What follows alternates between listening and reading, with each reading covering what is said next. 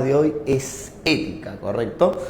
Bueno, básicamente tenemos que ver conceptos generales, nociones básicas de ética y también por otro lado tendríamos que ver lo que son las diferentes teorías o doctrinas éticas de los filósofos en la antigüedad o en la historia de la filosofía, ¿no? Bien, empezamos primero que nada definiendo qué es la ética, profesor. Empezamos. Decimos que pues la ética, primero que nada, es una rama de la filosofía. La ética es una disciplina filosófica. Es una disciplina filosófica. Ahora la pregunta es, profe, ¿y qué estudia o cuál es el objeto de estudio de la ética? Bueno, podemos responder que el objeto de la ética estudia, problematiza sobre la moral, vamos a poner aquí la moral, pero también además de la moral, podemos decir que el objeto de estudio de la ética son las acciones humanas, la moral y las acciones humanas, las acciones humanas. ¿Por qué, profesor, las acciones humanas? Porque ya los griegos desde la antigüedad se habían percatado de que las acciones repercuten definitivamente sobre nuestra vida. Hay acciones que podrían hacer que nuestra vida sea mejor o sea peor. De hecho, en un momento de mi carrera como docente, digámoslo así, o de mi experiencia como docente, llegué a ver casos, situaciones bastante particulares donde un joven realizó una acción que podría decir que terminó mejorando, pero también por otro lado afectando su vida totalmente, ¿no? Por ejemplo, algo común que suele pasar en los diferentes ciclos es que hay jóvenes que ya llegan con cierta soberbia, hay jóvenes que llegan a veces con la idea de que yo ya sé, el profesor no me puede enseñar, no es más, yo le voy a enseñar al profesor, y a veces por esa actitud pierden muchas oportunidades en su desarrollo. Entonces resulta que en un momento, en una situación, en una ocasión, un profesor le llamó la atención a este alumno. Pero el alumno, en lugar de, digamos, ponerse a la defensiva, en lugar de discutir con el profesor, en ese momento noté que había aceptado escuchar la recomendación del profesor. Y a partir de aceptar recomendaciones de otros, como los docentes, empezó a mejorar su manera de estudiar y con ello fue mejorando su ascenso académico. Llegó a ingresar, por supuesto. Pero entonces digo, si no hubiera él actuado de ese modo y quizás se hubiera puesto a la defensiva y a discutir con el profesor, quizás no hubiera llegado a valorar los consejos y con ello quizás no a mejorar su manera de estudiar y con ello menos ingresar. O sea que bastó una acción para que repercutiera definitivamente en su vida. Por otro lado, también recuerdo que en una oportunidad, una estudiante, una chica, recuerdo que estaba sentándose junto a otro joven y tú ya sabes, pues, ¿no? Que en esa interacción muchas veces se va dando algo, se va cocinando algo, como dicen, ¿no? Y parece que los dos estaban en planes. Ya los profesores le decían, no, chicos, en esta etapa de su preparación no es recomendable tener enamorado, no es recomendable, digamos, empezar un proyecto emocional, porque uno a veces no puede controlar las emociones del todo, y más aún si eres joven y recién estás experimentando todo ello. Y recuerdo que ella, a pesar de que los profesores le recomendábamos ello, decidió enamorarse del chico y tener una relación, ¿no? Bueno, básicamente a partir de entonces la veíamos a ella detrás del chico, tratando de pasar tiempo con él. No estudiaba, todo el día se la pasaba tratando de chatear, le llamaban la atención con el celular. Y básicamente durante todo un año no estudió, no ingresó. Entonces, las acciones son un claro ejemplo de cómo es que podrían repercutir en tu vida de forma favorable o repercutir en tu vida de forma desfavorable. Por eso es que la ética invita a preguntarnos sobre ello. ¿Cómo debo actuar? ¿Qué debo hacer para que mis acciones mejoren mi vida o puedan, de alguna forma, ayudarme a desarrollar? ¿Me dejo entender? Banderita roja, red flag. Ya está. Entonces, ahí está el detalle. La ética estudia a la moral, pero también en general a las acciones humanas, ¿correcto? Bien, ahora, para poder entender mucho mejor a la ética, tenemos que diferenciar a la ética de la moral. Vamos a pasar a ver aquí una distinción. Es bien cierto que por lo general no se diferencia a la palabra ética de la palabra moral. Frecuentemente hemos escuchado, ¿no?, que dicen, oye, esa persona no tiene ética. A veces lo dicen de manera muy similar y dicen, oye, esa persona no tiene moral. Entonces, por lo general en la vida cotidiana lo usan como sinónimos. Pero ya cuando estamos en un plano más especializado como la filosofía, sí hay una diferencia entre la ética y la moral. Vamos a ver cuál es la diferencia. Primero que nada, está relacionado a su etimología. Vamos a poner aquí la palabra ética y por aquí la palabra moral, ¿correcto? Nuestro propósito es que puedas entender cuáles son sus diferencias. ¿Cuáles son sus diferencias? ¿Vale? Muy bien. Primero que nada, a nivel etimológico, la palabra ética proviene del término ethos. Ethos. Y ethos significa hábito o costumbre. Hábito o costumbre. ¿Correcto? Entonces, como te decía, ya los griegos desde la antigüedad se habían percatado de que una persona cuando realiza una acción y esta acción se repite frecuentemente, se vuelve un hábito. Por ejemplo, tú un día decidiste levantarte a las 5 de la mañana y esta acción la fuiste repitiendo a lo largo de los días durante la semana y se generó un hábito. Ahora te acostumbraste ya a levantarte todos los días a las 5 de la mañana. Gracias a que te has acostumbrado a levantarte a las 5 de la mañana, tú puedes llegar puntual quizás a las reuniones, al trabajo, a la institución donde estás estudiando, como puede ser San Marcos. Entonces, en ese sentido, tus hábitos y tus costumbres repercuten sobre tu estilo y tu forma de vida. Por eso es que la ética, cuando reflexiona acerca de los hábitos y las costumbres que podemos tener, estas están relacionadas con nuestro estilo de vida. Estas repercuten sobre nuestro estilo de vida. Recuerdo que cuando yo estaba en la academia había un profesor que decía: oiga muchachos, yo un día me peleé con mi esposa porque sentí que me quería matar mi esposa. Y todos nos empezamos a reír, ¿no? Porque dijimos: ¿cómo que te quería matar? Y nos cuenta, ¿no? Que él, después de trabajar, siempre se iba a un chifa a comer su caldo de gallina con su chaufa, todo, y con una gaseosa helada Inca Kola. Y un día su esposa le dijo: no, ya no vas a comer de noche. Y él sentía que le estaban quitando la vida, pues no, ¿cómo no vas a dejar comer? Pero es que ella, como era nutricionista, le había recomendado de que deje de comer de noche, ya que al comer de noche tu estómago sigue digiriendo y tú al momento de irte a dormir no descansas, por eso despiertas con sueño, somnoliento. Entonces mira, tus hábitos repercuten sobre tu estilo de vida y con ello en tu felicidad, en tu tranquilidad, en tu bienestar. Por eso es que la ética está relacionada más que nada con los hábitos o las costumbres que afectan nuestro estilo de vida o repercuten en nuestro estilo de vida y con ello podrían acercarnos más a la felicidad o alejarnos de la felicidad, ¿correcto?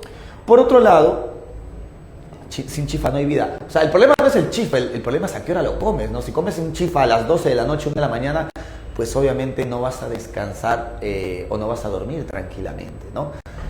Ya, pero por otro lado, el término moral proviene del término moralis, ¿correcto? Moralis. Y la palabra moralis se traduce como morada o un hogar, ¿correcto? O un hogar, ¿vale? Ya. Y profesor, ¿qué tiene que ver una casa, una morada, un hogar con la ética? Bueno, lo que pasa es que en una casa, en un hogar, en una morada, hay reglas, hay normas. Vamos a poner aquí reglas o normas, ¿correcto? Y dependiendo de las reglas o normas que nosotros respetemos, cumplamos, esto mejorará nuestra convivencia, me dejo entender, o repercutirá sobre nuestra convivencia. Por ejemplo, ¿no? Ustedes viven en una casa, en un hogar, independientemente de dónde es su familia, hay reglas, hay normas en su casa. Yo les pregunto ahora mismo a los jóvenes que están aquí escuchando la clase, no me digas eso. No quise leer ese comentario. Borrar. Ya. Entonces continuamos.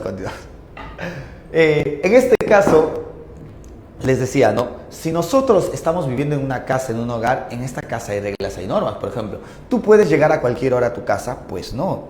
Por lo general, tus padres, pues esto es un poco relativo, ¿no? En el caso de las chicas, los padres suelen ser más restrictivos. Le dicen, ya, ¿sabes qué? Tu máxima hora de llegada es a las 5, 6 de la tarde, 8 puede ser, ¿no? En cambio, en la mayoría de los casos de los varones te dicen, ya, si sales, ya mejor ni vuelvas, te dicen, ¿no? Claro, pero aún así hay reglas en tu casa. Tú no le puedes hablar de cualquier manera a tu padre, a tu madre. Tú no puedes hacer todo lo que tú quieras. Tienes que respetar las reglas. Pero gracias a que respetas las reglas en tu casa, mejoras tu convivencia con los demás. No hay peleas, no hay conflictos. Por eso es que la ética tiene un enfoque más teleológico, porque se enfoca más que nada en el propósito de mejorar nuestra vida para alcanzar nuestra felicidad, mientras que la moral es más que nada o tiene un enfoque deontológico. ¿Por qué deontológico?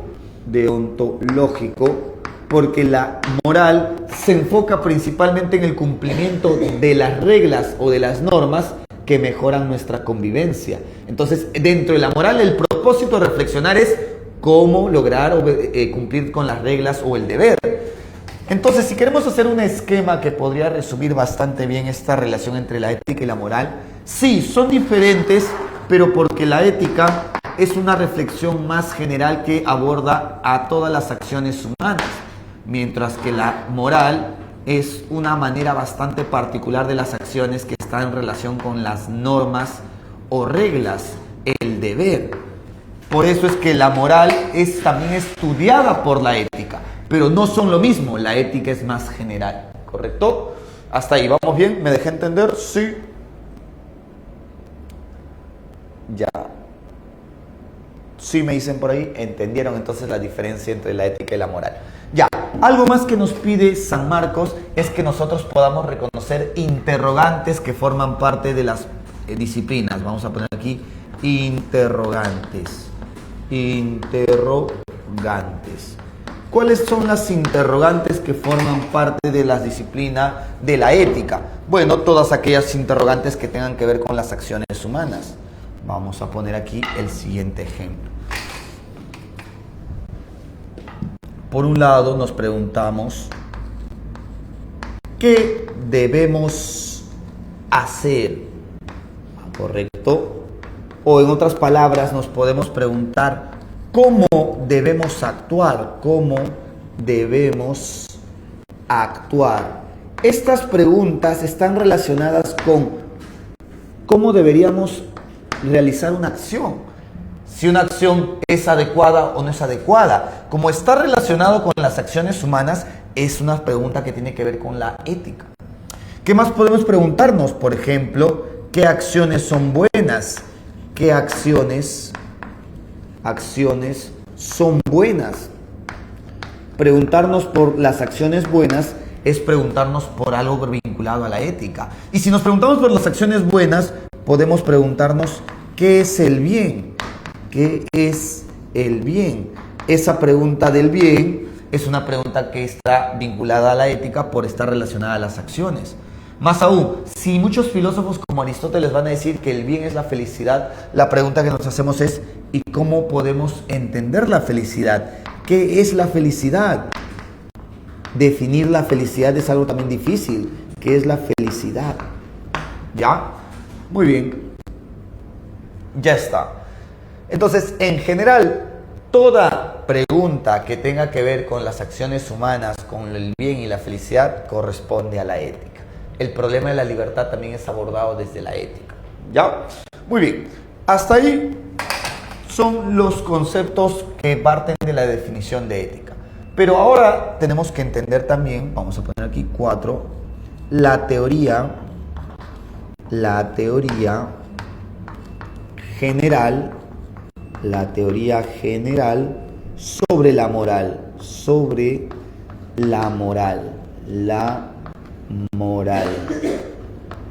la teoría general sobre la moral, ¿vale? Vamos a poner aquí la teoría general sobre la moral. Muy bien, empecemos entonces hablando acerca de la moral para entender los conceptos clave o básicos. Primero por acá, hablemos de la moral. Vamos a poner aquí la moral. Muy bien, ¿qué es la moral, profesor? Vamos a responder para que vayas entendiendo este concepto de la moral. La moral se entiende como el conjunto de normas que son en el fondo reglas. Vamos a poner aquí, la moral es un conjunto de normas entendiendo por normas reglas, ¿correcto? Ya, profe. Pero ¿para qué me sirven las normas o las reglas, profesor? Las normas o reglas ayudan a limitar nuestra conducta. Limitan, o mejor, más que limitan, regulan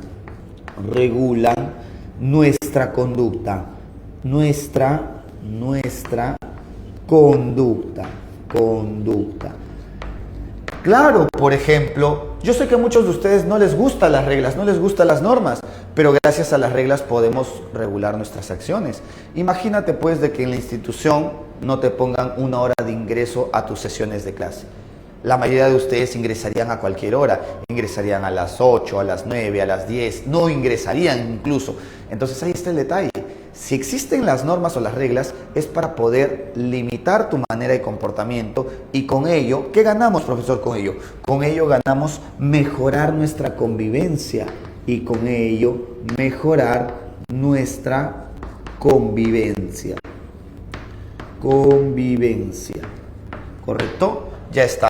Entonces, esto es la moral. La moral son normas o reglas que regulan nuestra conducta y que en el fondo mejoran nuestra convivencia. Esto es la moral. Muy bien. Entonces, la pregunta es, profe, pero ¿quién puso las normas? Profe, ¿quién definió las reglas de la sociedad? Y más aún, ¿por qué esas normas son las más adecuadas? No sé, por ejemplo, supongamos que las normas dicen que no debemos robar. Profe, ¿por qué no deberíamos robar? Al contrario, ¿qué pasaría si robar está bien? Robar es lo mejor. ¿Por qué la regla es tal como es? Profe, ¿por qué deberíamos llegar puntual a tiempo? ¿Por qué no más bien a la inversa? Exacto, si tú quieres entender por qué las normas son como son, entonces eso ya nos conlleva a hablar de otro punto. Los valores morales. Los valores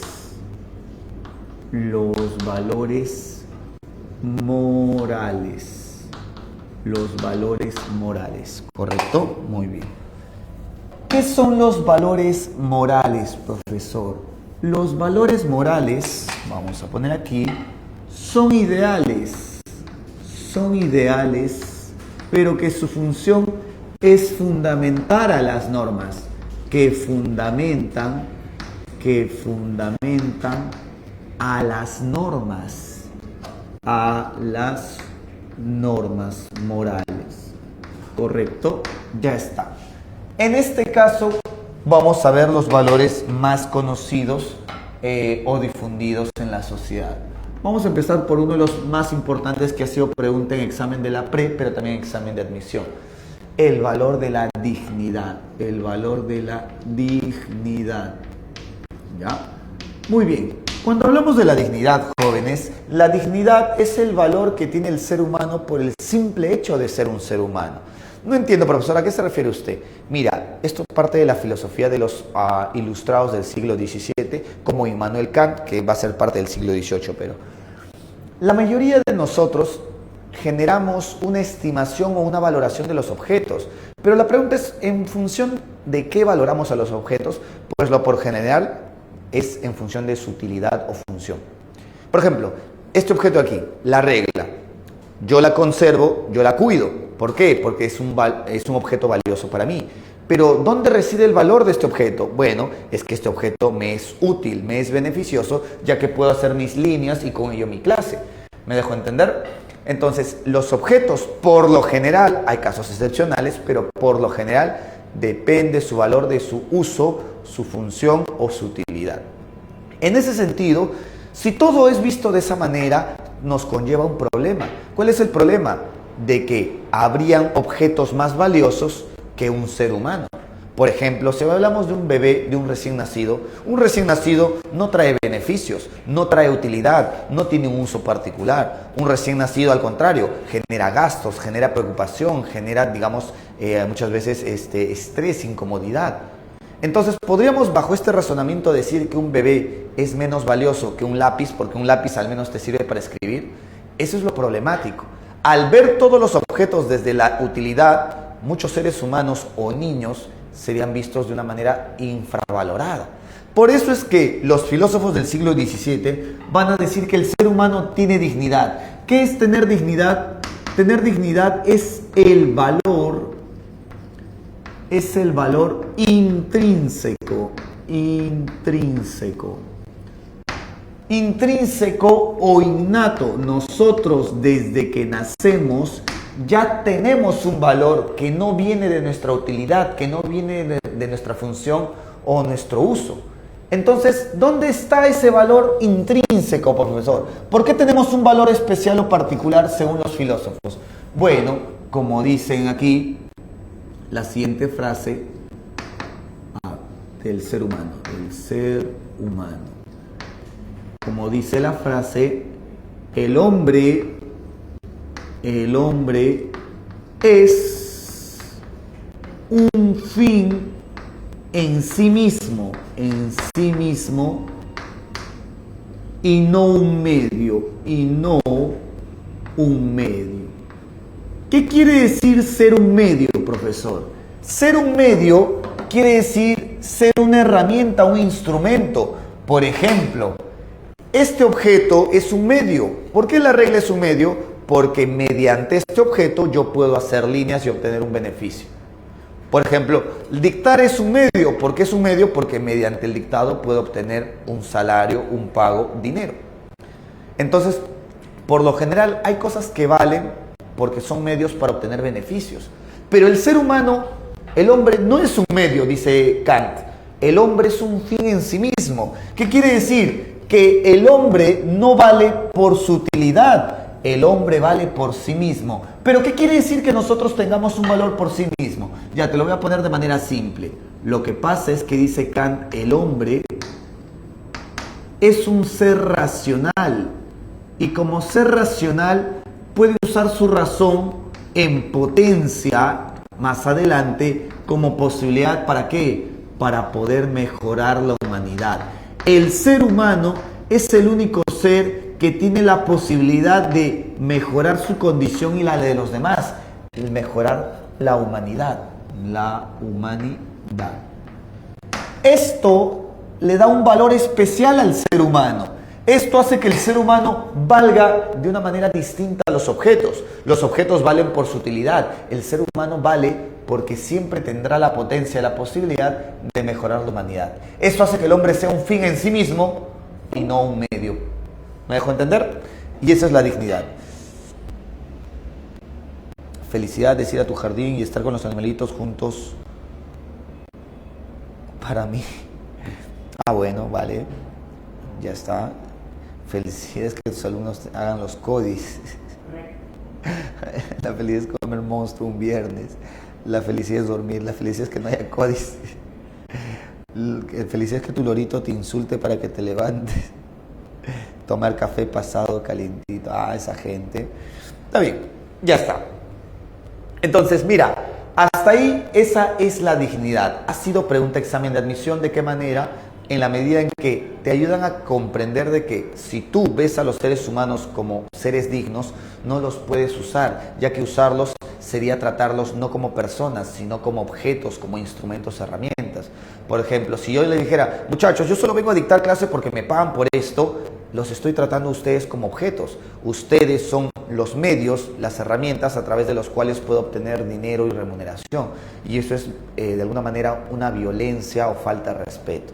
Por eso es que Kant diría que la dignidad mejora nuestra convivencia. Tratándonos todos con respeto y no como objetos, mejoraríamos nuestra convivencia. ¿Vale? Bien, segundo valor. Vamos a hablar del segundo valor. El otro valor es el valor de, ¿cómo se llama este valor? La igualdad. La igualdad.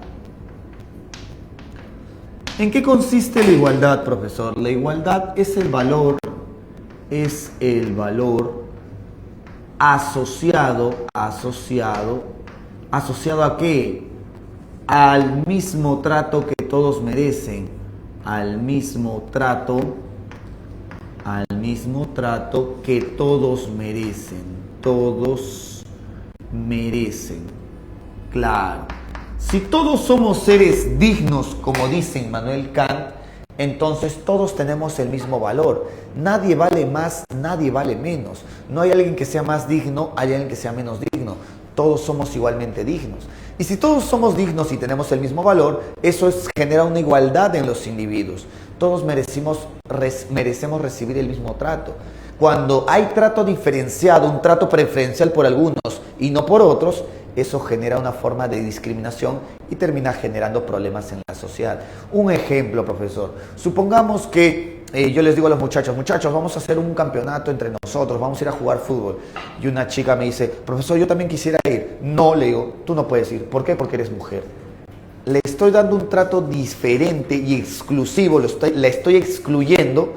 ¿Por qué? Porque ella es mujer. O sea, la trato diferente por su género.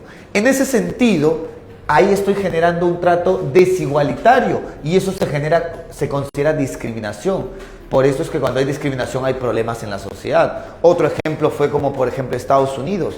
En un momento Estados Unidos hacía una segregación racial. Decía, dentro del transporte público hay asientos para negros, hay asientos para gente blanca. Los negros no se pueden juntar con la gente blanca. Y eso generaba problemas en la sociedad.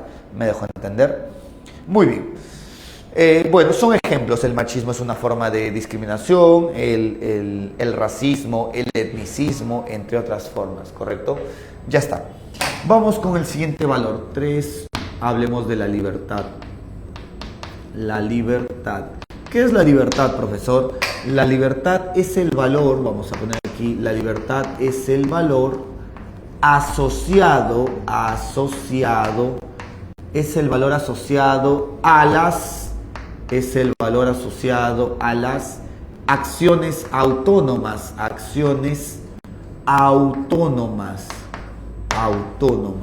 ¿Qué quiere decir acciones autónomas? Acciones que se eligen y deciden realizar. Claro, tú tienes autonomía y eso es lo que te da la capacidad de decidir qué hacer y qué no hacer. Tú tienes la autonomía para decidir a qué carrera postular y elegir estudiar y qué carrera no deseas estudiar. Entonces, esa es tu libertad y la libertad es muy apreciada. ¿Por qué? Porque muchas veces cuando se sanciona a nivel jurídico con la pena privativa de la libertad, te quitan tu libertad, ya no puedes decidir para tu vida. Muchas veces te ves obligado a obedecer dentro de un centro penitenciario, ¿correcto? A veces hay partidos hombres versus mujeres y el profe era del equipo de las mujeres y lo goleamos igual.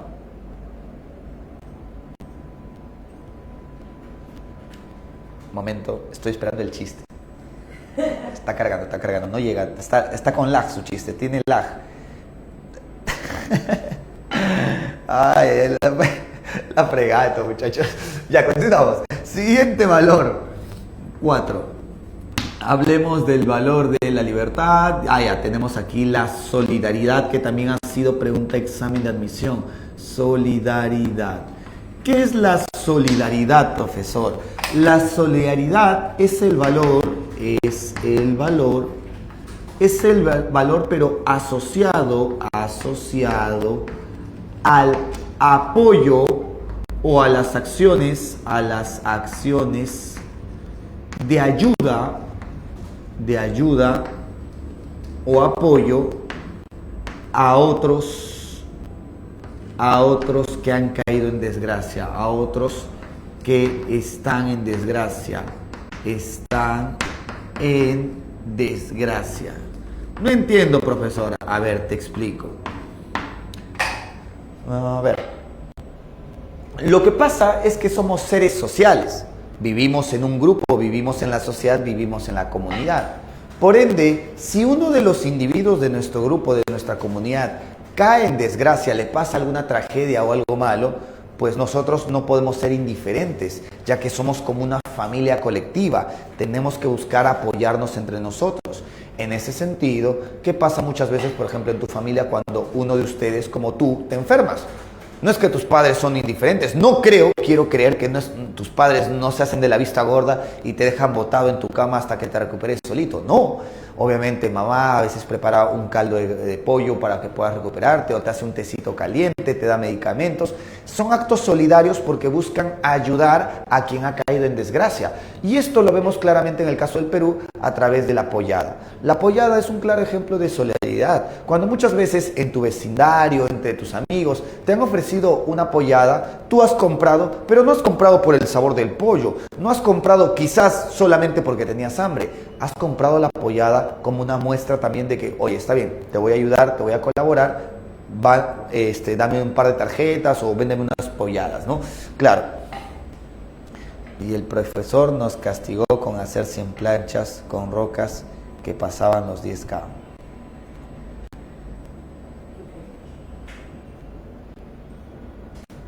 Espera, ¿qué? No entendí. Ya, entonces, he ahí el detalle. El detalle está en que cada vez que nosotros ayudamos a alguien que ha caído en desgracia, esos actos son valorados como solidarios. ¿Cómo ha venido en examen de admisión? Vino una pregunta en el 2018-2019, si mal no recuerdo, en examen de admisión. La pregunta decía, recientemente en las fechas de marzo han ocurrido muchos deslizamientos o huaicos en la zona de Chosica. Producto de dichos fenómenos naturales, muchos vecinos se han visto afectados y han perdido sus casas, sus hogares y sus viviendas. Los vecinos aledaños de la zona alrededor se han organizado para poder recolectar víveres y ropa para que estas personas puedan estar o mantenerse hasta que puedan recuperar sus pérdidas. El caso antes mencionado es un claro ejemplo de ¿qué? Es un claro ejemplo de una acción solidaria, porque están ayudándose uno entre vecinos y están ayudando a los vecinos hacia los vecinos que han caído en desgracia. ¿Ya está? Muy bien. Entonces, ahí está el detalle. Vamos a continuar entonces. Las acciones de ayuda o de apoyo hacia otros, ¿no? Bien, ¿qué más? La empatía, 5, la empatía. ¿Qué es la empatía, profesor? La empatía es un valor asociado a la comprensión de otras situaciones diferentes a las nuestras. No entiendo, profe, les explico. A veces nos cuesta comprender a otros porque no vivimos la misma experiencia que otros viven. Por ejemplo, suele pasar, cuando yo me preparaba también, que en las academias suelen hacerse simulacros para evitar pues tragedias ante un posible temblor, ¿no? Y claro, en el simulacro suena la sirena, suena el timbre y todos se paran como ovejitas, van caminando poco a poco a la salida, se paran un ratito afuera, hacen hora, ¿no? Etcétera. Forman un círculo, se cuentan chistes de la clásica. Ya. Pero eso es en un simulacro. Cuando sucede un temblor de verdad, quizás no eres tú, pero hay personas que experimentan un miedo muy, pero muy fuerte, irracional e intenso. Cosa que ni yo, ni quizás otros como tú, has experimentado. Y eso le pasó una vez en una compañera. En la academia en la que yo estaba estudiando en aquel entonces, esta compañera sintió el movimiento, y era un temblor leve, era un movimiento bastante leve, sintió un temblor leve, mientras que nosotros tranquilamente estábamos esperando a que se calme, que pase el temblor. Ella reaccionó de manera impulsiva, se notó en su rostro, en sus gestos que tenía un miedo totalmente fuerte. ¿Qué hizo? Se paró sobre la carpeta, pisó la cabeza de sus compañeros y salió corriendo del salón. Claro que muchos se molestaron, dijeron, oye, ¿cómo vas a hacer eso, que esto, que lo otro?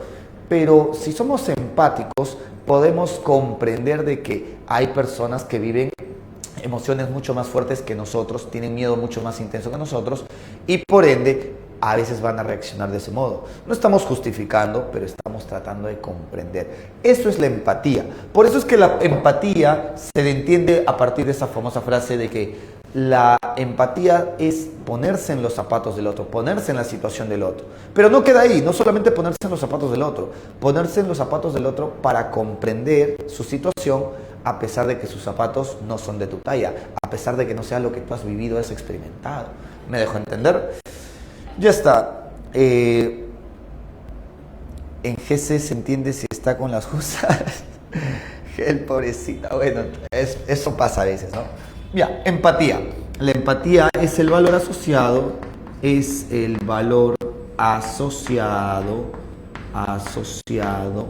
a comprender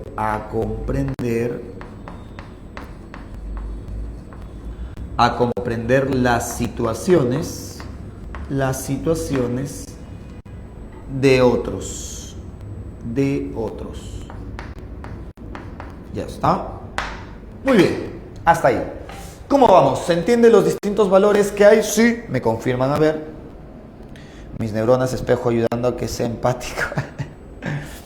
Listo, se entiende, me dicen por ahí. Bueno, pasamos al siguiente punto. El siguiente punto es ahora la distinción entre las normas. Porque si las normas son reglas, en la sociedad hay distintos tipos de reglas. Hay normas sociales y normas jurídicas. Vamos a ver las diferencias. Vamos a poner aquí normas, distinción de normas. Distinción de normas.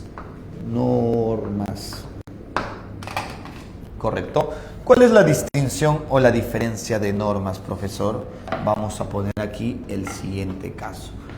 Vamos a poner aquí el caso de, las normas jurídicas de las normas morales.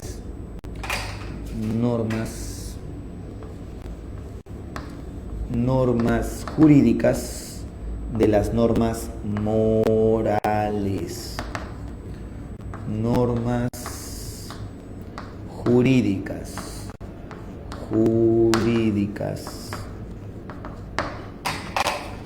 ¿Vale? Ya, vamos a poner aquí. ¿Cuál es la diferencia, profesor? Ambas son reglas, pero son reglas de carácter distinto. Vamos a ver. Hay una gran diferencia.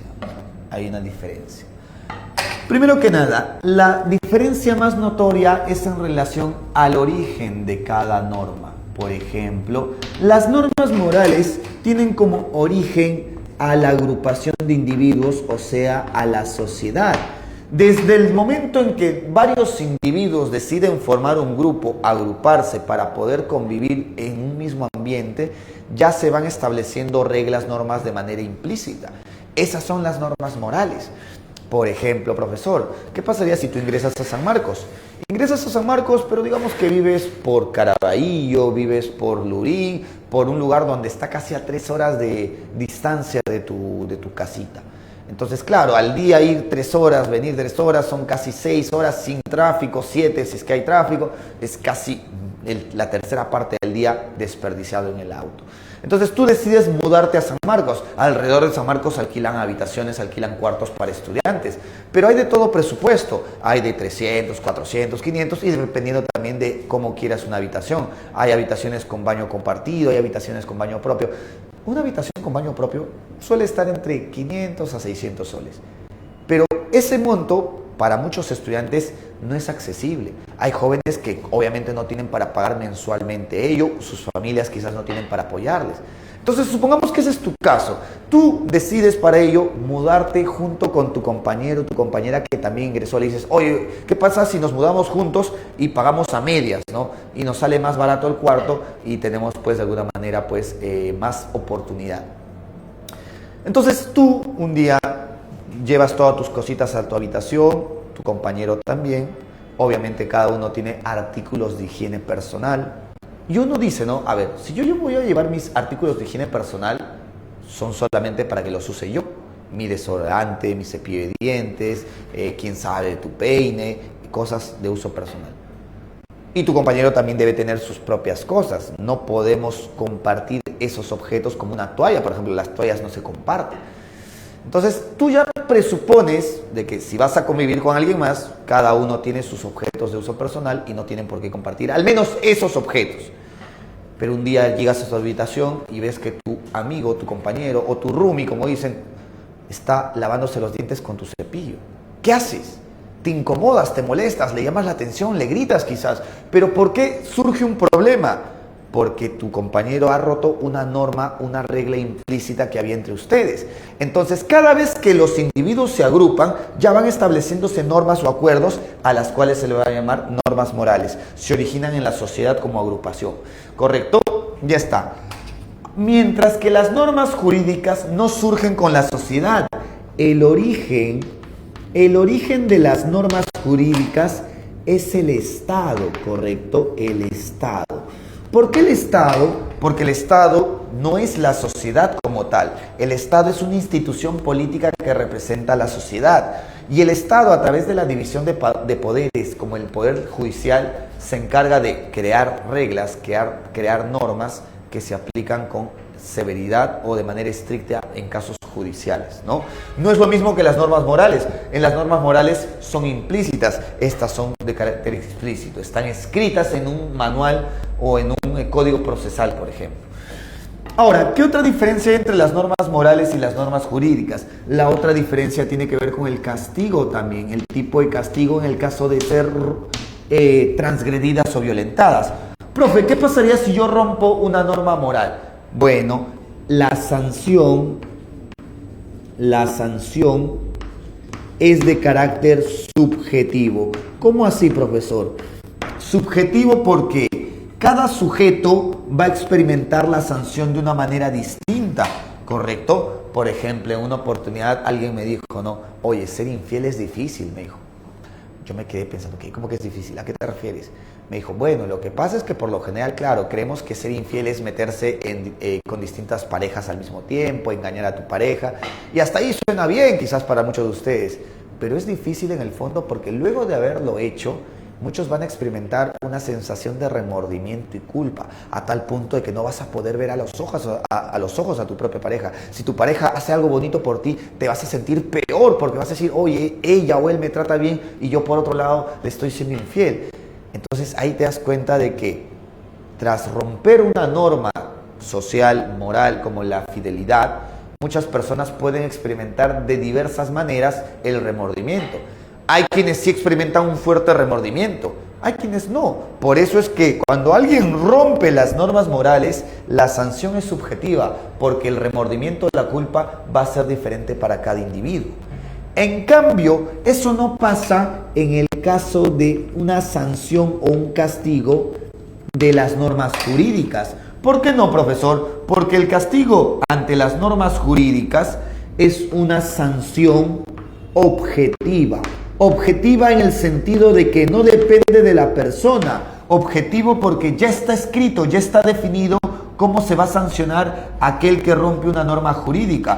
Por ejemplo, si tú asesinas a tu compañero con intención y voluntad, tú no puedes decir, ya está bien, yo me siento mal, ya es suficiente. No, según el Poder Judicial, tú mereces una cierta cantidad de años como condena y pena privativa de tu libertad. Entonces, por eso la sanción en el caso de las normas jurídicas es objetiva, porque ya está definido. ¿Me dejo entender? Depende, dice Nicole. ¿Depende de qué? ¿Matar a tu compañero? ¿Cómo que depende? No hay justificación. Ya. Listo. Sí, para todos aquellos que están pensando asesinar a sus compañeros tipo Columbine, uno, que están en virtual, no pueden. Dos, que serían sancionados de manera pues judicial, ¿no? Ya está. Muy bien, hasta ahí. ¿Se entiende la diferencia? ¿Vamos bien? ¿Continuamos? Sí. Ya. Para eliminar la competencia, vale. Y sería el colmo que no ingreses, ¿ah? Sería el colmo. Ya. ¿Te imaginas? Eliminas a toda la competencia de San Marcos y no ingresas. La fregada, ¿ah? Muy bien. El único postulante no alcanzó vacante. ¿Qué sería? ¿No? Nada más, si tú solito te pones cabe, ¿no? Te enfocas tanto en matar a los demás que te olvidas de estudiar para tu propio examen. Bien. Vamos a poner aquí lo siguiente. Ya. Ahora que han entendido pues la diferencia entre las diferentes normas, vamos a ver la definición de lo que es persona. ¿Qué es ser persona? Persona no es lo mismo que ser humano. Hay una diferencia que vamos a comprender el día de hoy. Vamos a poner aquí un momento. Vamos a hacer mis líneas, guías.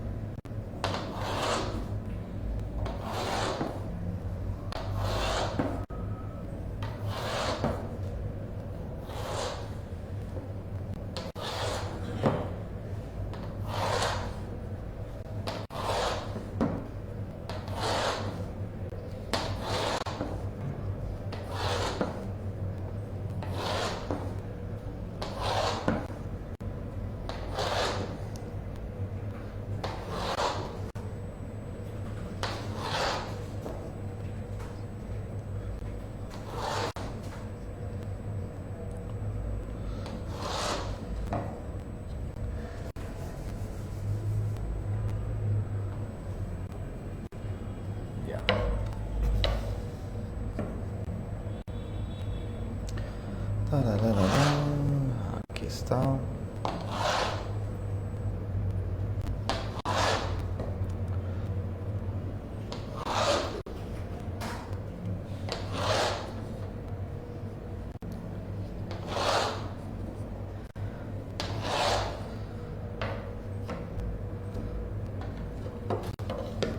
A ver.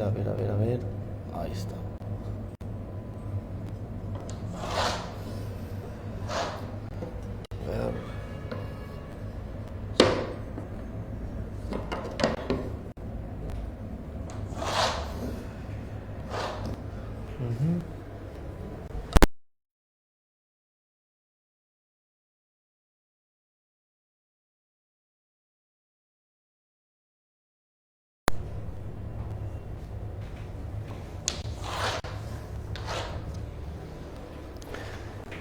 ¿Alguien ya ha roto ya un micrófono alguna vez? ¿Sí? ¿Quién fue?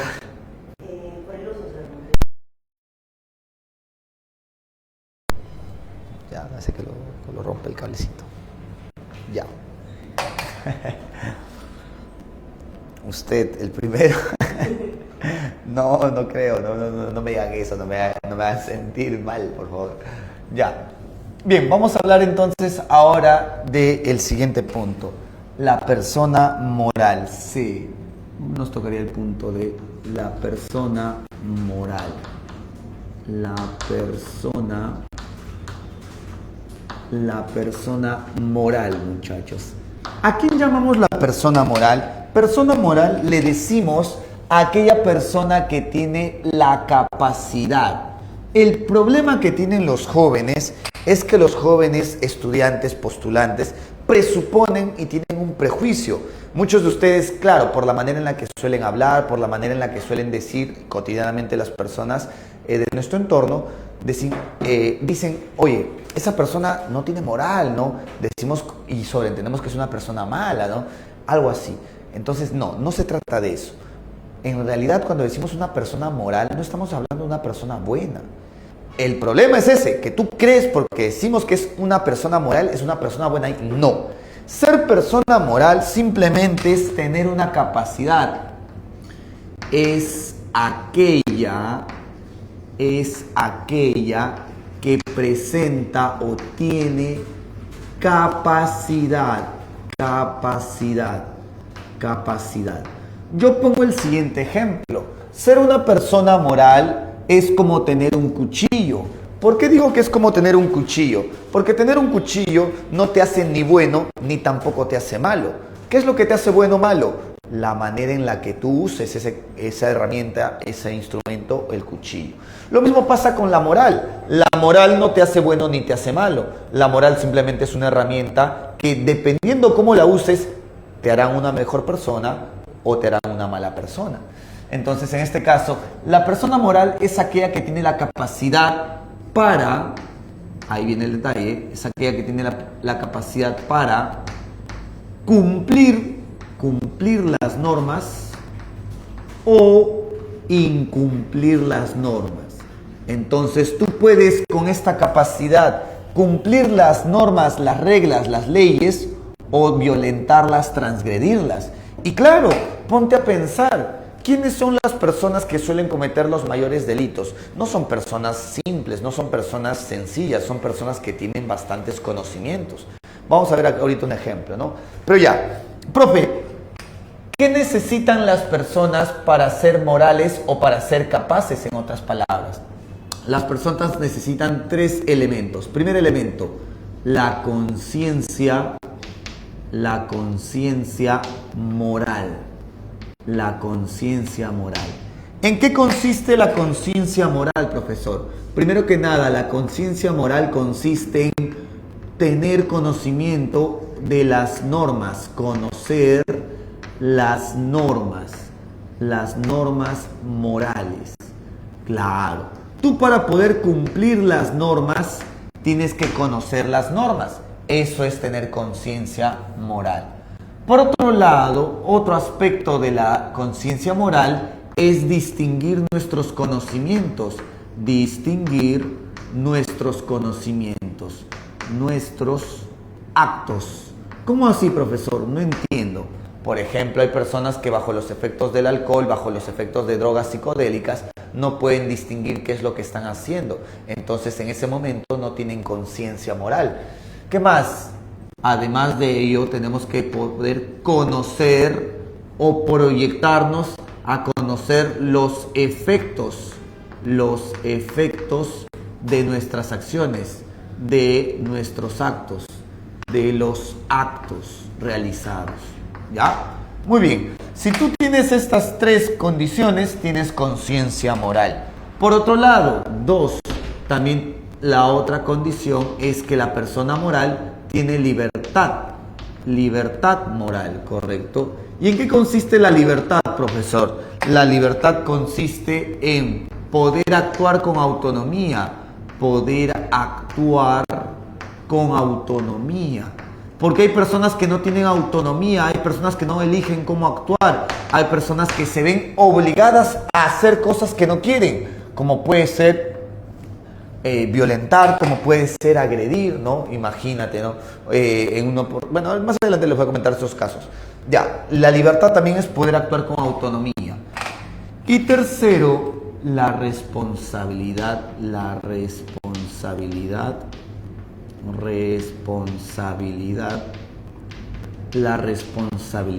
moral, ¿correcto? ¿Qué es la responsabilidad moral? Es la capacidad que tenemos de asumir las consecuencias o los efectos de nuestras acciones, de nuestras acciones. Si una persona asume lo que va a producir su acción, esa persona tiene responsabilidad. Muy bien. Entonces, bajo esta teoría, si una persona tiene estos tres elementos, es una persona moral. Vuelvo a repetir, ser persona moral no es ser persona buena, simplemente es tener la capacidad. Ahora, con esta capacidad, vamos a poner aquí, con esta capacidad se presentan dos posibilidades. Se presenta la posibilidad de que la persona lo use para cumplir las normas, o sea, la persona tenga buena moralidad, o la persona tenga mala moralidad,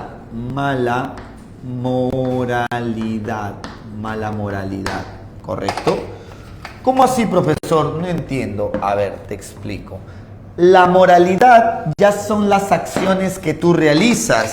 En este caso, uno tiene buena moralidad cuando usa su capacidad, ¿pero para qué? Para poder cumplir las normas, ¿correcto? Las normas. Por ejemplo, tú tienes una hora de ingreso. Esa es tu norma, esa es tu regla. Ingresar a las 8 en punto a la sesión de clases, supongamos, ¿ya? Entonces, tú tienes conciencia porque conoces la regla, tienes libertad porque tienes autonomía, tienes responsabilidad porque asumes las consecuencias de tus acciones. Gracias a estas tres, tú las usas para poder despertarte a tiempo, desayunar a tiempo e ingresar o conectarte a la sesión virtual a tiempo.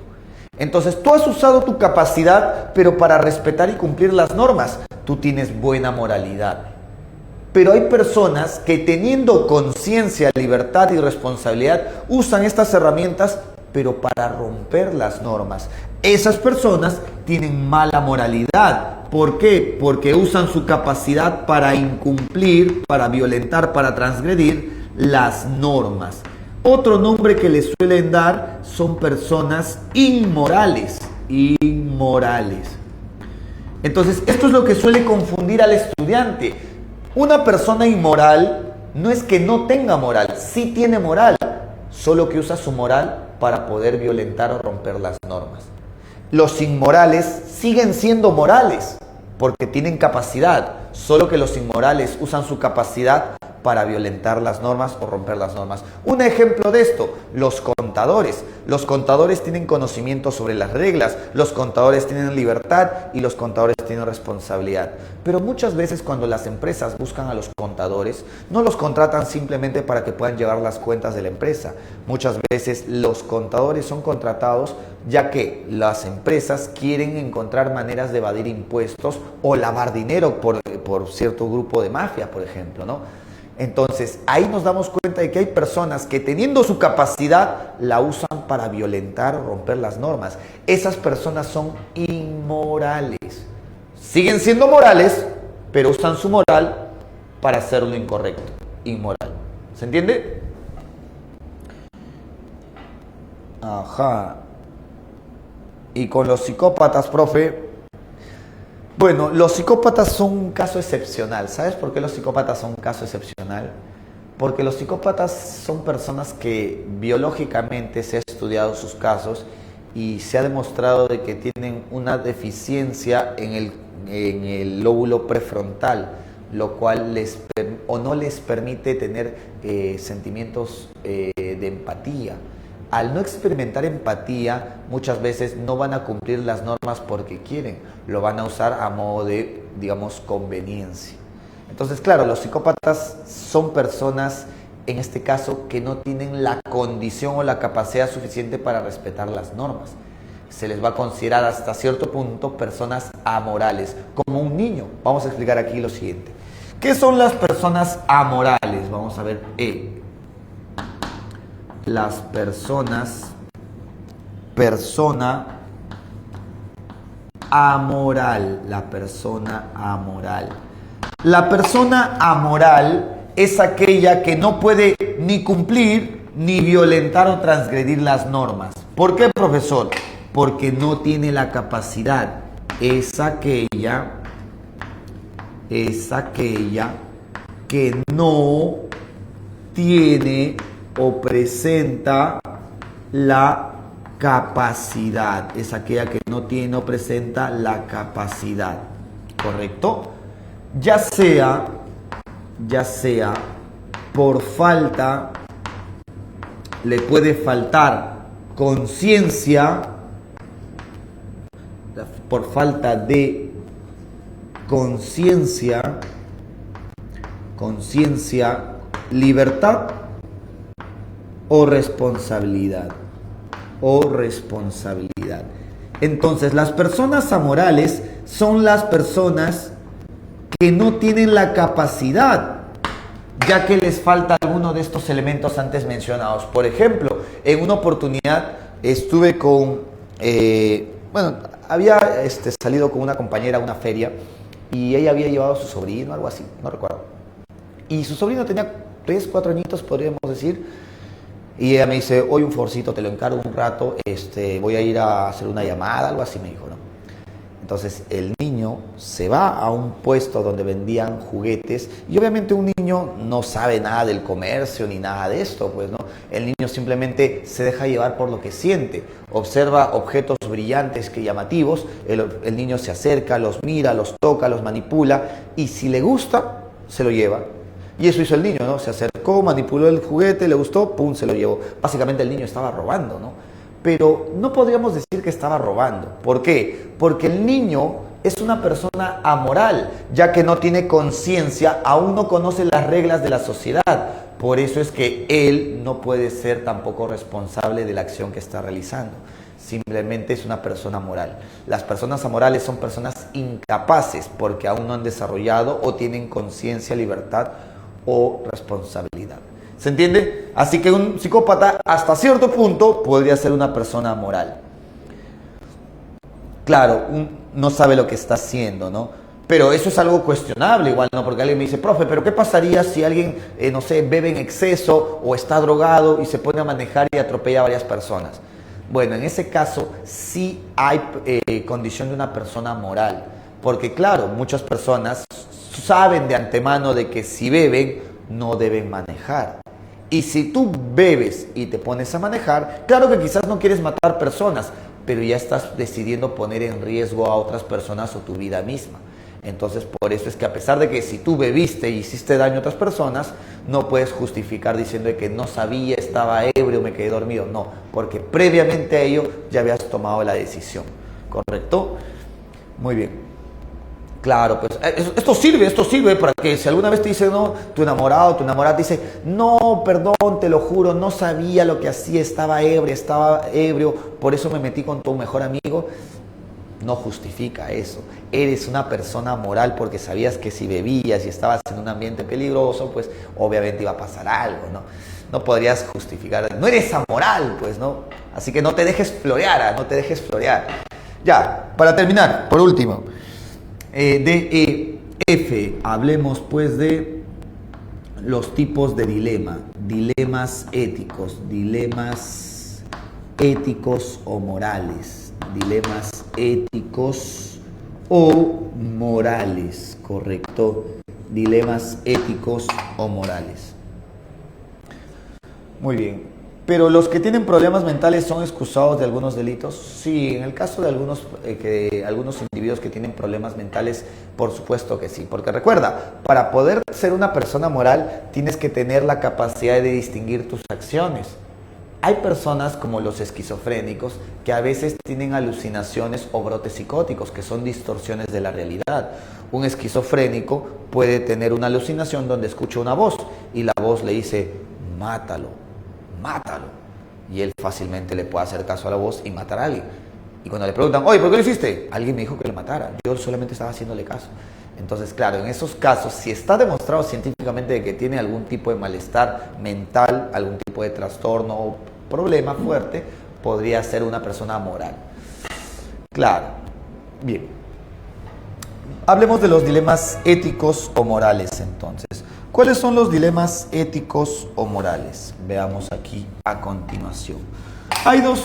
Primero que nada, un dilema son disyuntivas donde cuesta tomar una decisión, una decisión. No entiendo, profesor. Una disyuntiva quiere decir una situación donde se presentan dos opciones, pero cuesta elegir una opción o una decisión.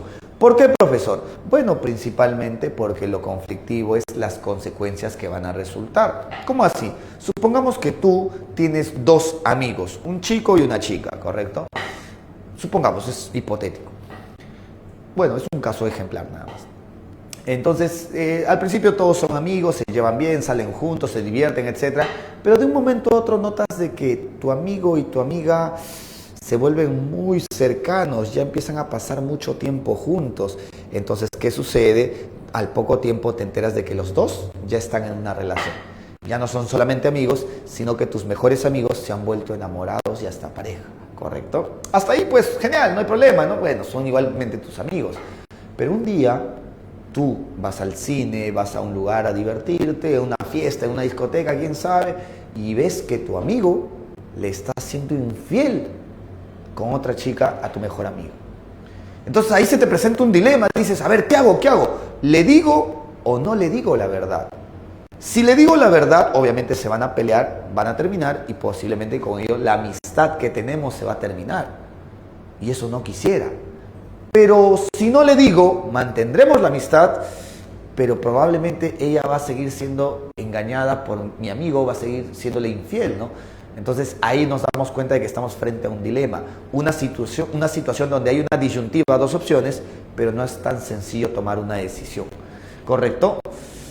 Por ahí dicen, le digo la verdad, por ahí dicen, Venadito, ¿no? Se siente la Navidad, así es, se siente la Navidad, terrible. Ya, pero hay dos tipos de dilemas, vamos a poner aquí. Están A, los dilemas reales, los reales dilemas, y B, están los dilemas hipotéticos, ¿correcto? ¿Cuál es la diferencia entre los dilemas reales y los hipotéticos, profesor? Los dilemas reales son dilemas muy frecuentes y cotidianos. Frecuentes y cotidianos. Y cotidianos, correcto. Muy frecuentes y cotidianos. Por ejemplo, ¿no? El siguiente ejercicio te dice, ¿no? Un joven sube al autobús, se queda dormido y se despierta un par de cuadras antes de bajar del autobús en su paradero. Obviamente el cobrador se ha olvidado y no le ha cobrado o le ha pedido el pasaje. ¿Qué deberías hacer? ¿Darle el pago del pasaje a pesar de que no te lo ha pedido o no dárselo?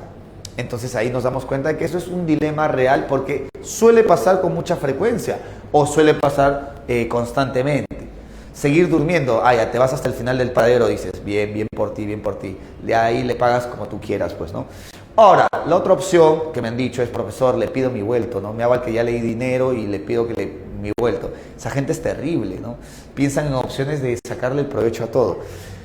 Bueno, mientras que los dilemas hipotéticos son muy poco probables, no es que sean imposibles, no es que nunca vayan a suceder, son muy poco probables de suceder, pero igualmente sí podrían, probables, claro. Esto vino en un simulacro de admisión en el 2018, el simulacro decía, ¿no? Estás en un avión, el avión empieza a tener fallas en los motores y empieza a desplomarse, a caerse. Y tú tienes la opción de salvar a un niño o a un médico. ¿A quién deberías salvar? Es un dilema hipotético porque es muy improbable que suceda, pero quién sabe podría suceder. Entonces los hipotéticos no son imposibles, sino que son muy improbables. Profe, ¿es más certero lo probable o lo imposible? Es más certero lo probable. Bueno, cuando hablamos de certeza hablamos de algo que va a suceder con seguridad y lo más certero es lo probable. En cambio, lo imposible, justamente tenemos la posibilidad de que, bueno, la posibilidad no, tenemos la certeza de que no va a suceder en ese sentido. A menos que te refieras a eso, ¿no? Profe, por ser imposible tenemos la certeza de que no va a suceder. Si te refieres a eso, claro, lo imposible sería lo más certero, mientras que lo probable está en la ambigüedad de suceder y no suceder. Si te refieres de esa manera a certero, pues sí, lo más certero sería lo imposible. Claro. Bien.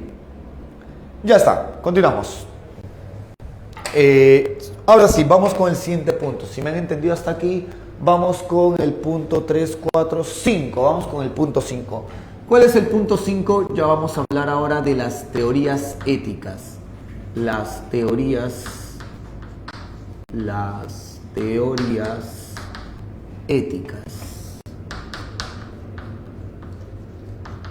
Las teorías éticas, muchachos. Teorías éticas. Muy bien. En las teorías éticas vamos a ver las doctrinas o ideas que proponen los distintos filósofos. ¿Ya? Vamos a poner aquí a continuación. Empezamos con el más destacado de todos.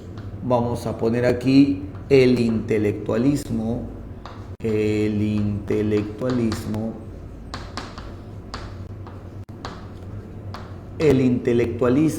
ético. El intelectualismo ético. ¿Va? Muy bien. ¿Qué filósofos propusieron esta teoría del intelectualismo ético? Bueno, principalmente dos filósofos. Tenemos aquí el caso de filósofo. El filósofo será, pues, vamos a poner aquí Sócrates, pero también será Platón. Sócrates y Platón. ¿Por qué, profesor? Porque para ambos, nosotros, cuando hablamos de lo que es bueno, ¿ya?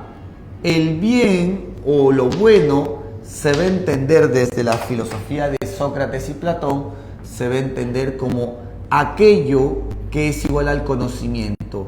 El bien se entiende como virtud y la virtud es equivalente al saber, al conocimiento. ¿Pero por qué propone eso Sócrates y Platón? Bueno, vamos a explicar aquí. Lo que pasa es que para ellos el hombre tiene intelecto. Intelecto quiere decir capacidad de pensar o razonar. Y gracias a nuestro intelecto nosotros podemos obtener saber. Y este saber va a influir en nuestras acciones, ¿correcto? Muy bien, entonces mira, yo con mi intelecto puedo razonar, puedo reflexionar. Y si yo reflexiono, voy a obtener saber, conocimientos, ideas. Y si yo tengo conocimientos, ideas, voy a poder cumplir la mejor acción. Voy a hacer funcional, voy a tener virtud. Esa es la filosofía de Sócrates y Platón. ¿Por qué se le va a llamar intelectualismo ético? Justamente por ello. Mi intelecto me ayuda a pensar y con ello me dice cómo debo actuar. Mi intelecto me da los conocimientos que me ayudan a mejorar mis acciones. Muy bien, vamos a poner un ejemplo para que se entienda. Sócrates diría lo siguiente: ¿qué pasaría si tú estás en clases presenciales, por ejemplo, en la universidad? Y en la universidad tú eres el último en salir del salón. Minutos antes de que estés por salir, te percatas de que debajo de una de las carpetas hay un celular. Lo levantas y te das cuenta de que es un iPhone de último modelo. Ahí, si tú te dejas llevar por tu emoción y actúas de manera impulsiva, dices, bien, ya gané, mi Navidad se hizo felicidad. Claro, pero si tú te dejas llevar por tu razón, tu intelecto te va a ayudar a pensar y vas a decir, a ver, ¿qué sería lo más correcto hacer en esta circunstancia? Por ejemplo, si yo fuera a quien se me ha perdido el celular, ¿qué sería lo mejor? Lo mejor sería que me lo devolvieran. Entonces ahí te das cuenta de que yo, usando mi intelecto, puedo pensar y pensar me conlleva a obtener ideas, conocimientos que me ayudan a saber cómo debo actuar. Por el contrario, profe, ¿qué pasa si yo no reflexiono? Este es un caso. El otro caso es que si yo no uso mi intelecto, entonces yo no voy a reflexionar, yo voy a actuar de forma impulsiva, sin reflexionar. Entonces no voy a tener saber. Cuando no tengo saber, tengo ignorancia. Ignorancia quiere decir sin ideas, sin conocimientos. Y si yo no tengo idea de qué hacer, entonces mi acción no será la mejor acción. Será una acción viciosa, una acción en la que actúo de manera impulsiva. Por ejemplo, cuando te encuentras un celular y no reflexionas.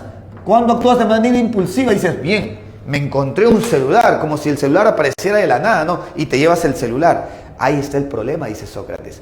Actuamos erróneamente cuando no reflexionamos, cuando somos ignorantes. En cambio, actuamos correctamente cuando reflexionamos y tenemos conocimientos. Diosito quiere que renueve. ¿Cómo se justifican sus acciones ustedes, no? Ya, siguiente punto. Vamos a hablar de dos. Hablemos del eudemonismo. Eudemonismo. El eudemonismo es la teoría ética propuesta por el filósofo Aristóteles. Vamos a poner aquí, el eudemonismo fue propuesto por el filósofo, vamos a poner el filósofo Aristóteles. ¿Correcto? Y Aristóteles proponía de que si hablamos de lo que es bueno o del bien, pues bien hay muchas cosas, o lo bueno se dice de muchas maneras, pero hay uno que es máximo. Todos los seres humanos, cuando actuamos, buscamos y queremos conseguir algo que es uno de los mayores bienes en nuestra vida, lo que llamaremos la felicidad. La felicidad. La felicidad es el máximo bien, dice Aristóteles. Esto nos conlleva a ver de este modo a la felicidad. Mira, la ética tiene carácter teleológico para Aristóteles. Es una ética teleológica. ¿Por qué es una ética teleológica? Porque dentro de la concepción de Aristóteles, mira, dentro de la concepción de Aristóteles, el hombre es un animal racional. El hombre es un animal racional. Y como el hombre es un animal racional, tiene la posibilidad de ¿qué? Tiene la posibilidad de poder alcanzar una mejor forma o estilo de vida. Una vida feliz. Felicidad. Recuerda, para Aristóteles la felicidad no es una emoción, no es un sentimiento. La felicidad propiamente es un estilo de vida. Es un estilo de vida. Y no cualquier tipo de vida, una vida serena. Estilo de vida serena, tranquila, ¿correcto? Muy bien. Entonces, esto es una ética teleológica donde el propósito del hombre sea desarrollar y alcanzar un objetivo, la felicidad. Profe, pero ¿cómo yo puedo alcanzar la felicidad? Una mejor forma de vida, profesor. Bueno, Aristóteles va a decir, es gracias a tu mayor condición, a la razón que te va a permitir alcanzar la virtud. ¿Correcto? ¿Y qué es la virtud, profesor? La virtud son los aspectos que desarrollas gracias a tu razón. Por ejemplo, Aristóteles dice, el hombre tiene dos aspectos, el aspecto de las acciones y el aspecto del saber o el conocimiento. Las acciones son su carácter práctico de su vida, práctico, mientras que el saber es el carácter teórico de la vida, ¿correcto?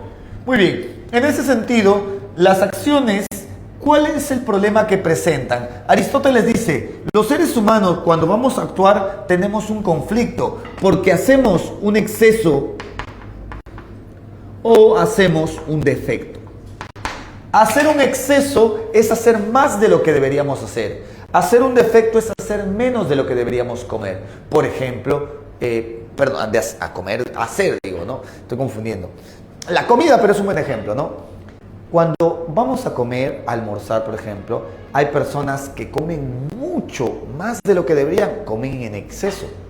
Y eso a las finales termina generándoles problemas o malestares. Cuando van a almorzar ciertas personas, almuerzan y comen menos de lo que deberían. Para ellos un vaso de agua con su galleta de animalitos es suficiente como almuerzo. Entonces ahí está el problema, dice Aristóteles.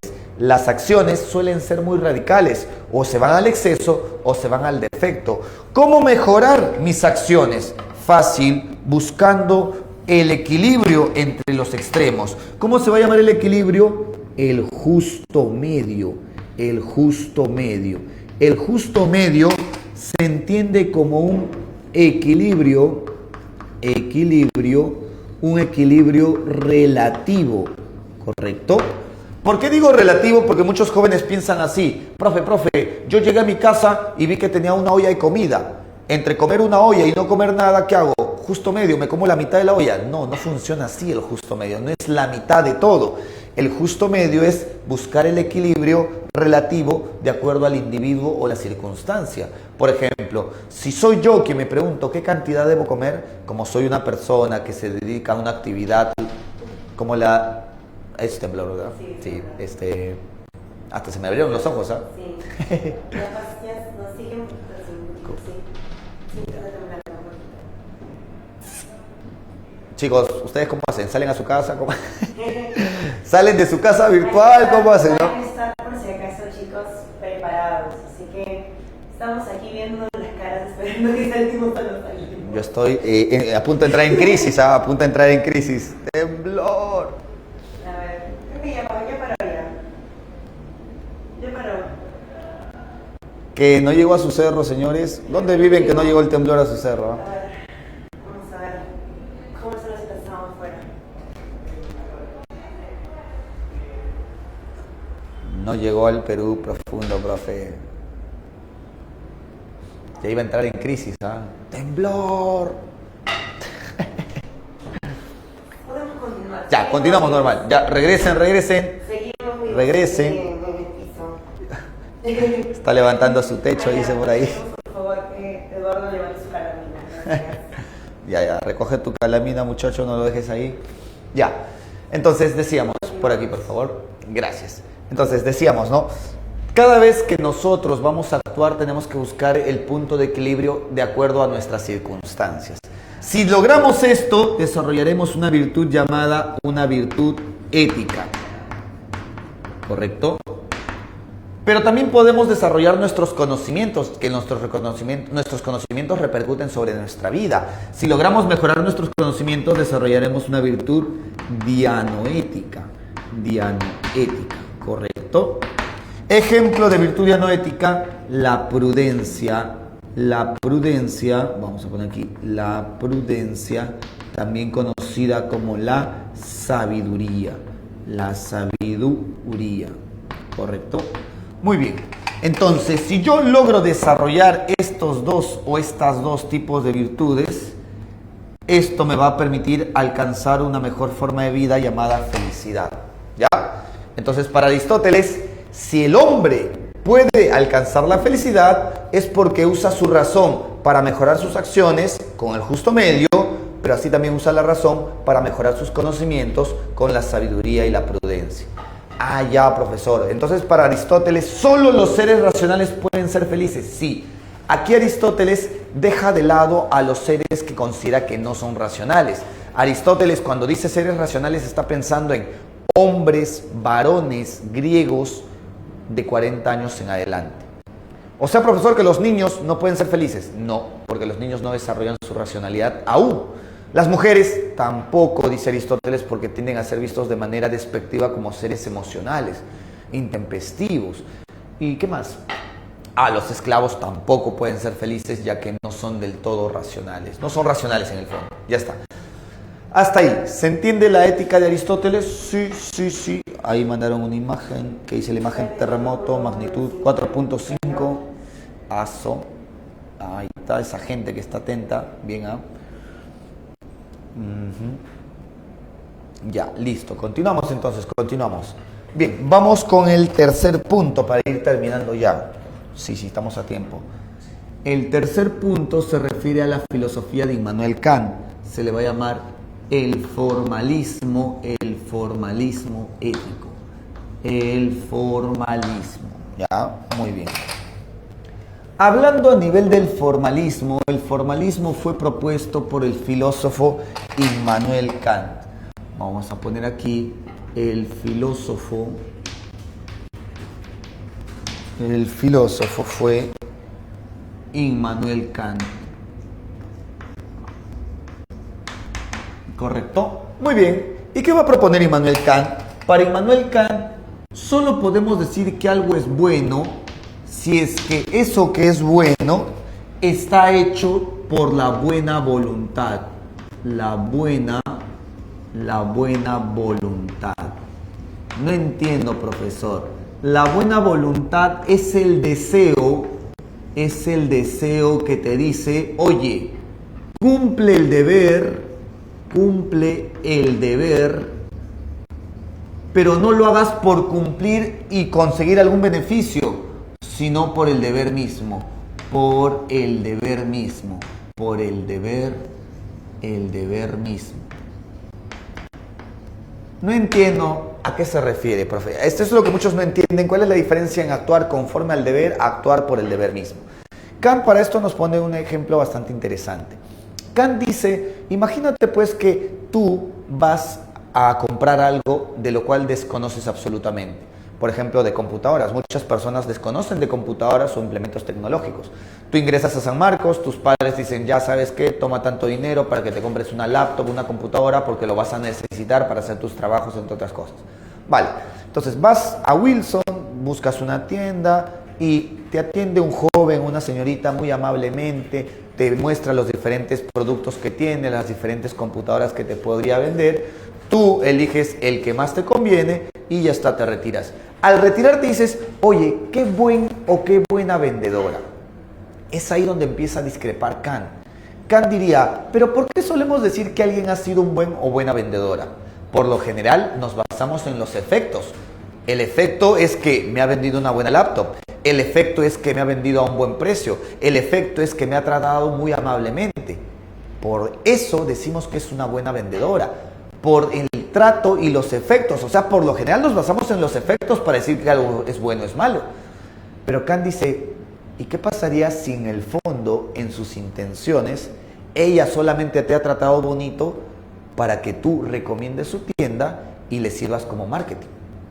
Entonces, en el fondo, no te ha dado un buen trato porque ha querido, te ha dado un buen trato para poder utilizarte como herramienta de marketing. Entonces, eso no podríamos llamar una buena acción. Entonces, el principal aporte de Kant es que dentro del plano ético, para reconocer lo que realmente es una buena acción, no debemos basarnos en las consecuencias, sino debemos basarnos en las intenciones, qué es lo que quiso la persona. Y para Kant, solo una acción será buena cuando tú desees cumplir el deber por el deber mismo. hacer lo correcto, pero no por conveniencia, sino porque es lo correcto nada más. Entonces, ¿qué hace Kant? Kant aquí rechaza. Vamos a poner aquí, Kant rechaza, ¿qué es lo que rechaza? Las éticas, ¿cómo se va a llamar a estas éticas? Las éticas heterónomas, también llamada éticas consecuencialistas,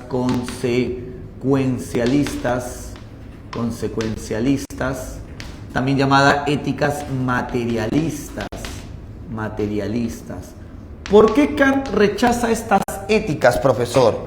Kant rechaza esas éticas porque en el fondo proponen o defienden por defender actuar conforme al deber. No entiendo, profesor, ¿cómo que actuar conforme al deber? Es que ese es el problema, dice Kant. Estas éticas te dicen, oye, cumple con el deber, pero no lo hagas por el deber, hazlo porque te conviene.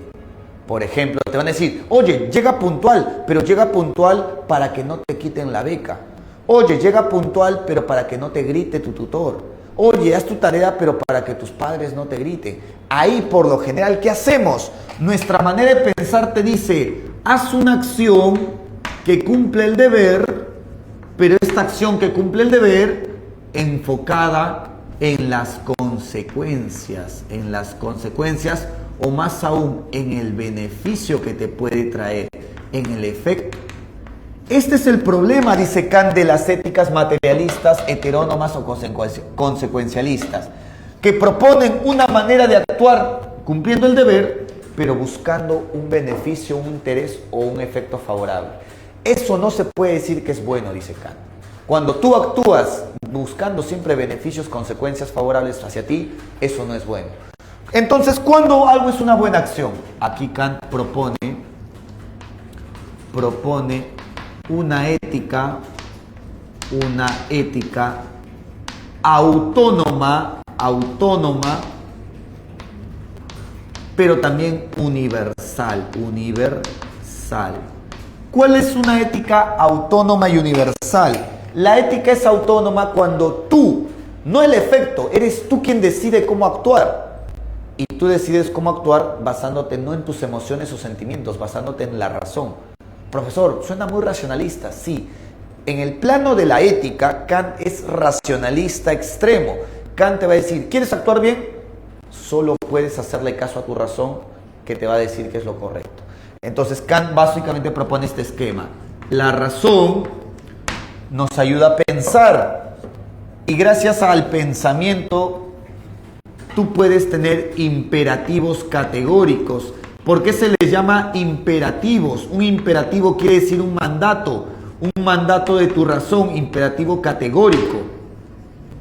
¿Y qué te dice tu razón? ¿Qué mandato te da tu razón? Tu razón te dice, oye, ¿quieres actuar bien? Entonces cumple el deber, pero no cumplas el deber porque te conviene. Cumple el deber por respeto al deber, por el deber mismo, porque es lo correcto y nada más, por respeto al deber.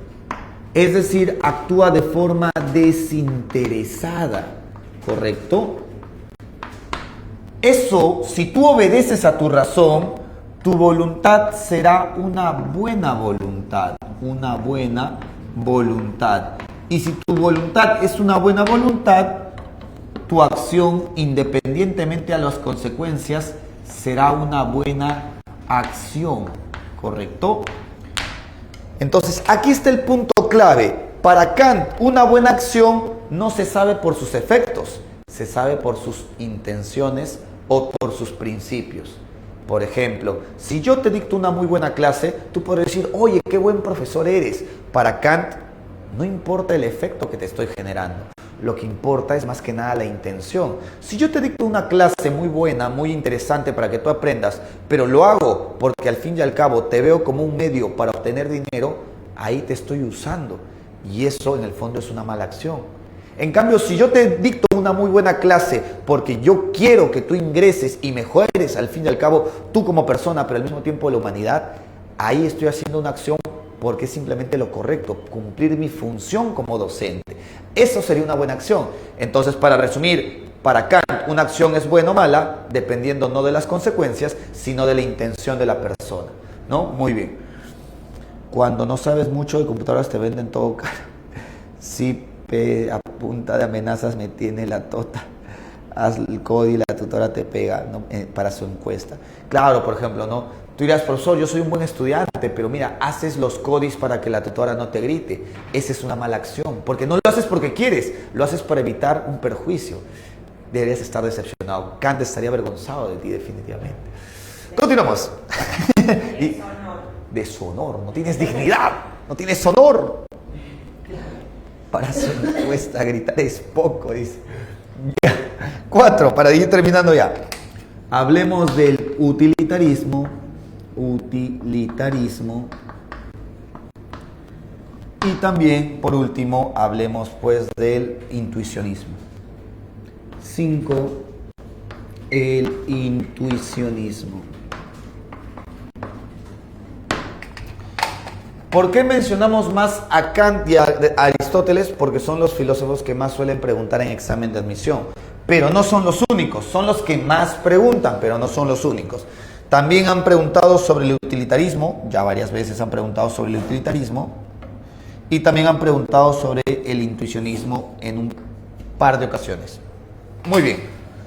¿Qué filósofos proponen la teoría utilitarista? Los filósofos que proponen la teoría utilitarista son llamados Jeremy Bentham, vamos a poner aquí Jeremy Bentham, y el otro es John Stuart Mill.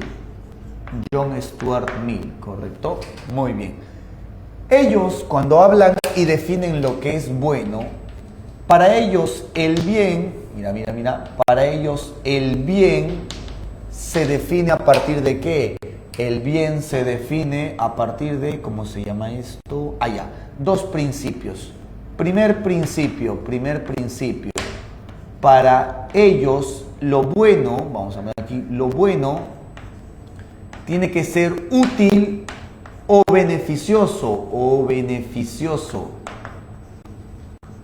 Y segundo principio, lo bueno no solamente tiene que ser útil y beneficioso para un individuo, tiene que serlo para la mayoría,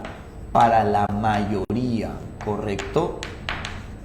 Muy bien. Entonces, cuando estábamos en pandemia y en pandemia muchas personas estaban falleciendo por infecciones del COVID-19, los científicos empezaron a buscar una posible cura, una posible, ¿cómo le llaman esto?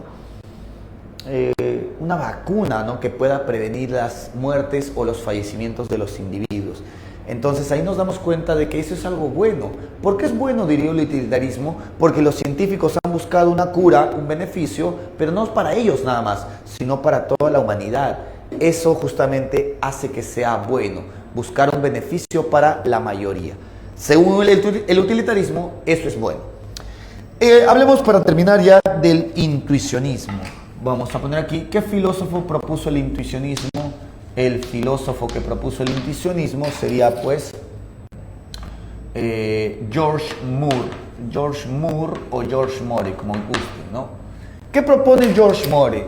George Moore propone que cuando hablamos del bien, el bien se intuye, es una intuición, ¿correcto? Eso quiere decir que el bien no es un concepto, no es una definición.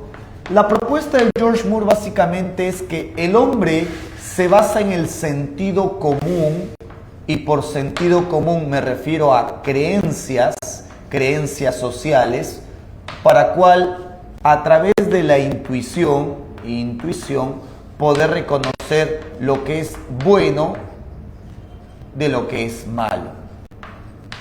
¿Correcto? Pero es una intuición. ¿Cómo así, profesora? A ver, mira, los que estudian Derecho se han formado obviamente en leyes para poder conocer los diferentes tipos de delitos asociados al Poder Judicial. Por ejemplo, la diferencia entre delito doloso, delito culposo, entre violencia, tipos de violencia, y conocen claramente las definiciones y los conceptos de cada uno. Pero no todos somos abogados y no todas las personas conocen esos tipos de conceptos. Un vendedor de la calle no sabe de manera muy clara y específica cuál es la diferencia entre flagrancia, entre delito doloso y culposo. Entonces, las personas por lo general nos dejamos llevar por nuestro sentido común. ¿Qué es nuestro sentido común para George Moore? Nos dejamos llevar por nuestras creencias. Pero gracias a las creencias podemos intuir y a la intuición reconocer cuándo una acción es buena y cuándo una acción es mala. Por ejemplo, yo, estoy en el transporte público y en el transporte público observo que un joven se levanta bruscamente y empieza a golpear a una chica. Quizás yo no conozco la definición de violencia, quizás yo no conozco la definición de delito, ni qué tipo de delito puede ser o agresión. Pero yo, basándome en mis creencias, veo eso e intuyo de que está mal. Entonces George Moore va a decir eso. En la ética, nosotros no actuamos bajo definiciones, sino bajo intuiciones.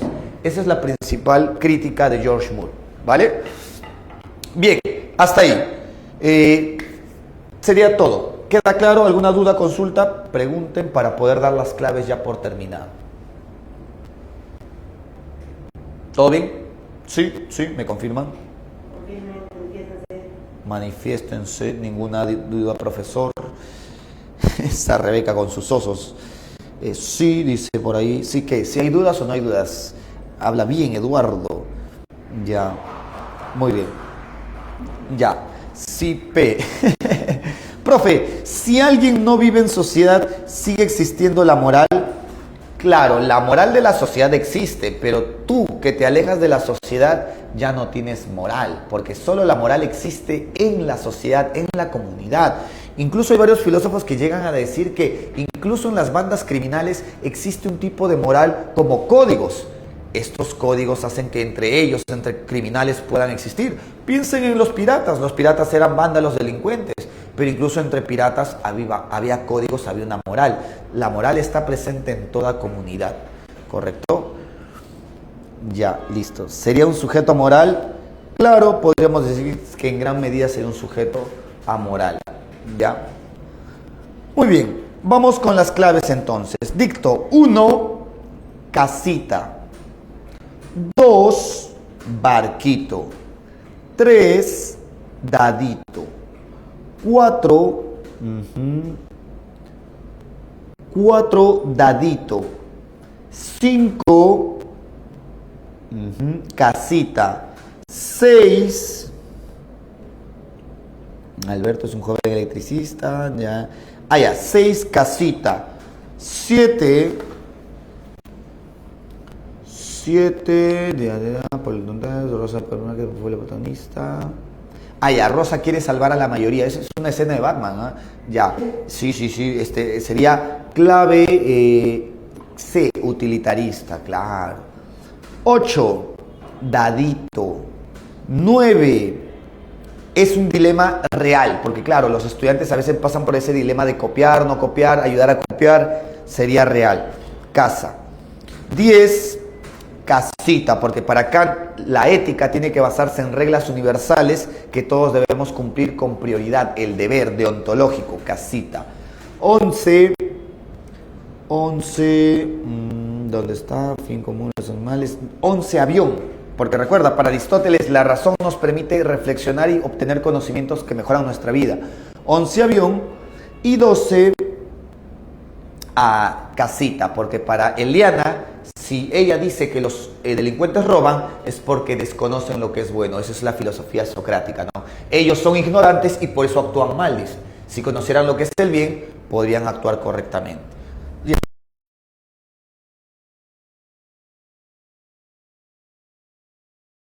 ¿Se desconectó? Otra vez. Nos vemos, gracias muchachos.